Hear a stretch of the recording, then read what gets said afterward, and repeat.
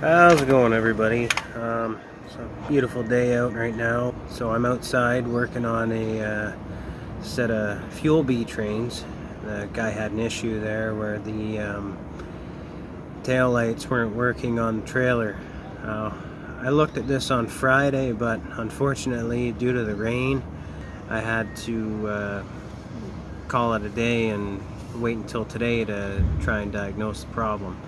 Luckily, today, as soon as I turned the lights on, the issue presented itself, and it was pretty easy to troubleshoot then.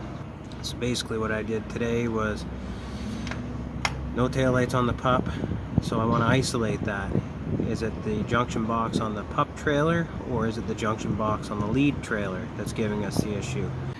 Alright, so what you want to do is you want to take this this trailer connector that goes from the lead trailer here and then goes up to the pup, and you want to disconnect it. And then what we're going to do is we're going to just use a simple test light. Doesn't have to be anything spectacular.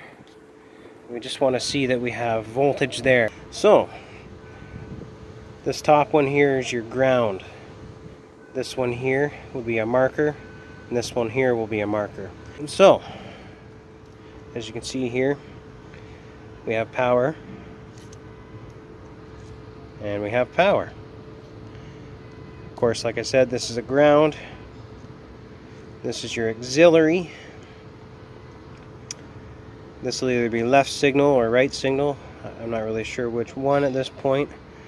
And same with this one, either left or right signal. And then, of course, this one right here will be your brake light. Now, as I've just done there, we don't have any power cross feeding over to either terminal, so I'm going to say the plug is fine. At that point, we're going to move on to the trailer receptacle on the pup and have a look at that. Alright, so I've taken apart the what they call the nose box on this trailer, and basically what that does is it houses all the electrical components in the front of the trailer for the lights.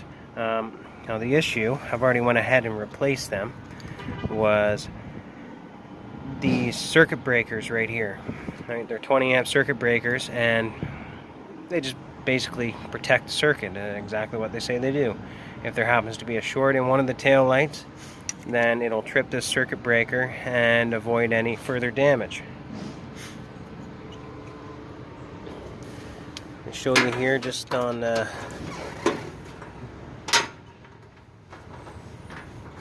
you've seen what they are supposed to look like. This one right here, that was our issue.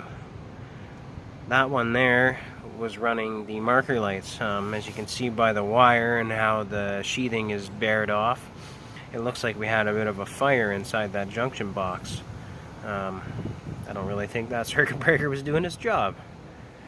And then of course these two here, they're so corroded that it only makes sense to replace them right now before they give us any further issues.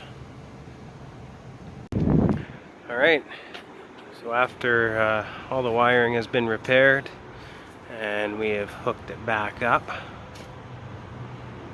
giving everything a nice coating in dielectric grease to keep the corrosion away.